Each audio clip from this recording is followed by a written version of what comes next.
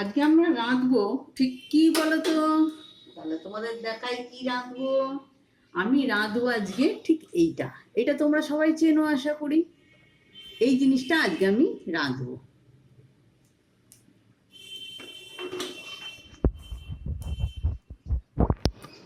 তার জন্য আমি ব্যবহার করব সর্ষের তেল। কড়াইতে সর্ষের তেল অ্যাড করলাম। খানিকটাই সর্ষের তেল লাগবে যেহেতু মাছ অনেকটা। এর মধ্যে আজকে আমি অ্যাড করব সর্ষে। এই দেখো, এই সর্ষেটা আমি অ্যাড করব। এই রান্নাটায় সর্ষেটা লাগবে।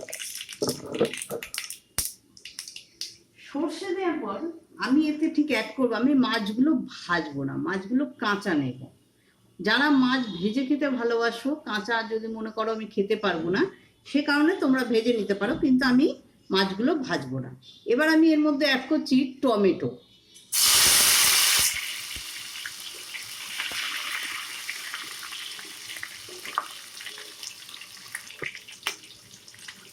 একটু লবণ অ্যাড করে দেবো।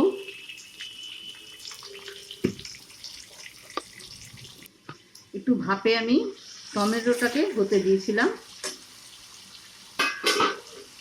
এবার আমি এর মধ্যে অ্যাড করবো এই যে টুকরো করে যে মাছগুলো। দেখো, লঙ্কা আমি সবসময় কাঁচা লঙ্কা ব্যবহার করার চেষ্টা করি, তা তোমরাও পারলে কাঁচা লঙ্কাটাই ব্যবহার করো, কেননা শুকনো লঙ্কা আমাদের খাওয়া ভালো না, তাই আমরা কাঁচা লঙ্কাটা ব্যবহার করব। এবার আমি এর মধ্যে মাছগুলো একে একে দিয়ে দেবো।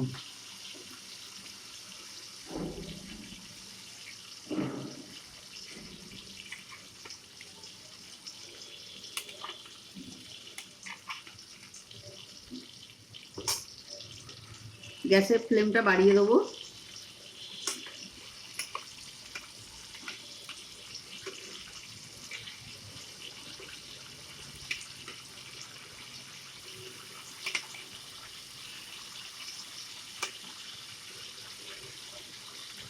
আমার বাড়িতে কিন্তু মানুষ কম, আমি ইলিশ মাছটা খেতে খুব ভালোবাসি, তার জন্য ইলিশটা আমি বেশি করে তুলে রাখি এবং রান্নাটাও বেশি করেই করি।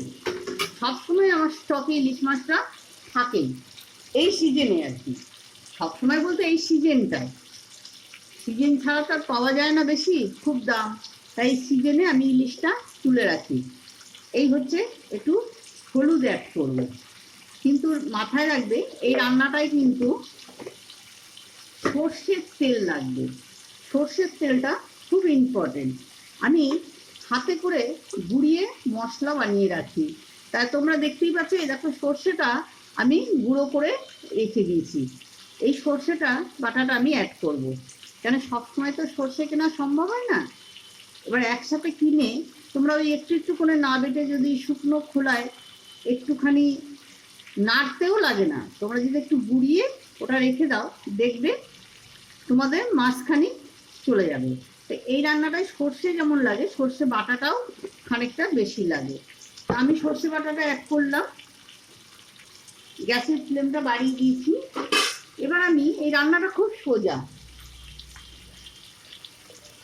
কিছুই করতে হয় না এই রান্নাটায়, এতটাই সিম্পল রান্নাটা। তোমরা চাইলে এটাকে হালকা হালকা উল্টেও দিতে পারো।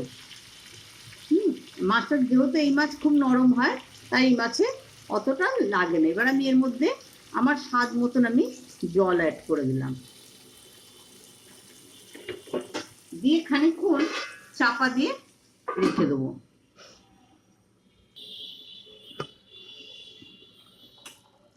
এই হয়ে গেল আমাদের পনির রানি রেডি প্রায়। এবার গ্যাসের ফ্লেমটাকে একটু জোরে দিয়ে দেবো, মাছগুলো প্রায় সেদ্ধ হয়ে গেছে আমাদের।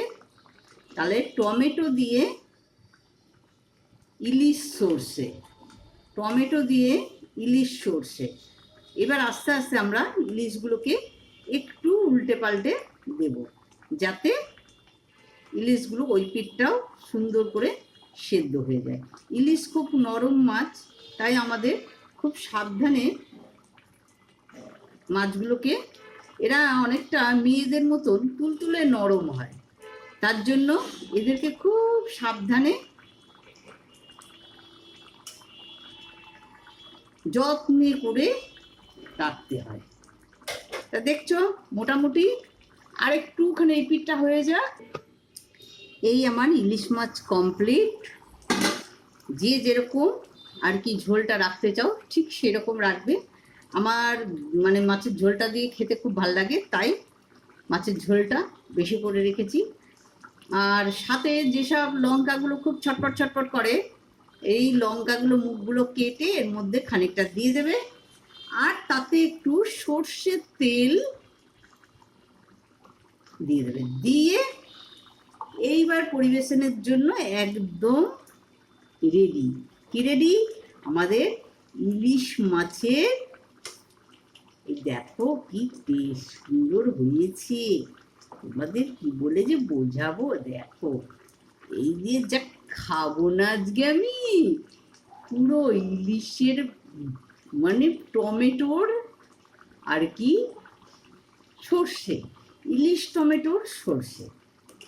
হয়তো তোমরা নামও শুনুনি ইলিশ টমেটোর সর্ষে, আবার তোমরা একদিন করে খেয়ে দেখো, এর টেস্ট কিন্তু দারুণ, বুঝেছো? দারুণ হয় ইলিশ টমেটোটা। এক সময় খেয়ে দেখো তোমরা এবারটা, তাহলে তোমরাও খাও, আমিও খানিকটা খেয়ে নিই।